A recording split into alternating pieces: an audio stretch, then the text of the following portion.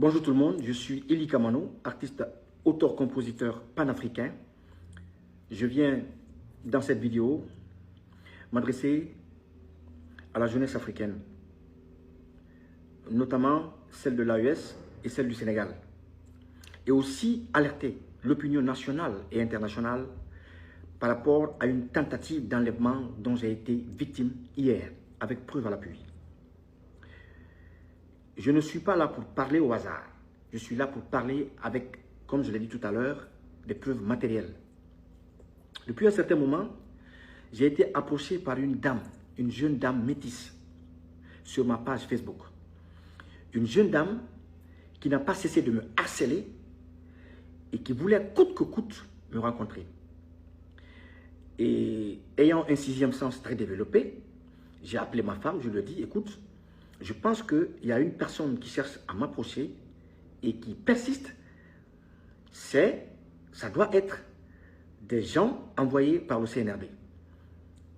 Alors, ma femme me dit, mais qu'est-ce qui te fait dire ça? Je dis, c'est mon sixième sens. Mais ce qui est sûr, je vais aller jusqu'au bout avec elle pour connaître ses intentions. Alors, c'est ainsi que, de fil en aiguille, j'ai compris dans nos échanges que déjà, elle a demandé à m'envoyer de l'argent, des sous, chose qui n'est pas logique que tu rencontres quelqu'un ou bien que tu fasses la connaissance de quelqu'un sur les réseaux sociaux tout de suite, que tu décides de lui envoyer de l'argent. Elle m'a demandé mon numéro, j'ai dit que je n'avais pas de numéro. Ça, c'était pour me localiser. Elle a insisté, j'ai donné le numéro du gardien de l'immeuble. Effectivement, elle a mis 30 000 francs CFA sur le numéro du jeune et elle a promis de mettre 170 000 ou 150 000 le lendemain. Donc, à travers le numéro du jeune, ils ont pu tracer l'immeuble où j'habite. Voilà comment elle m'invite, elle insiste toujours à me rencontrer, à m'inviter à sortir et tout. Je dis, moi, je ne sors pas la nuit. Je suis très sédentaire. Je dis, si j'ai un défaut, c'est que la nuit, tu ne me verras pas dans les boîtes, tu ne me verras pas dans les lieux publics. Je suis toujours chez moi.